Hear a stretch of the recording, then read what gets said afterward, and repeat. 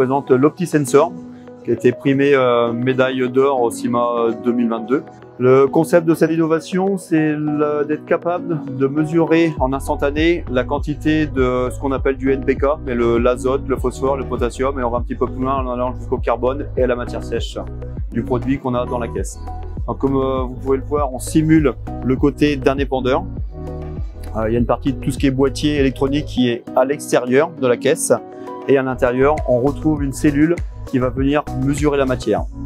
On envoie une source lumineuse. Cette source lumineuse va aller sur la matière. La réponse de cette matière, on récupère une longueur d'onde qui va passer dans un spectromètre. Le spectromètre va sortir une longueur d'onde filtrée que l'on va aller comparer dans une base de données, la fameuse base de données EPSOLIS qui a été créée par l'INRAE, qui quantifie plus de 500 fumiers différents. Donc on récupère cette fameuse réponse et on regarde dans la base de données à quel type de fumier, de produit ça correspond, et on va venir afficher en instantané les valeurs sur l'écran.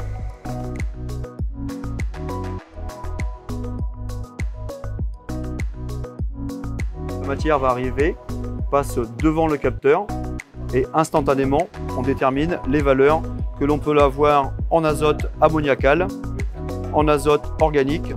On a le total d'azote, le carbone organique, la matière sèche, le taux de potassium et le taux de phosphore.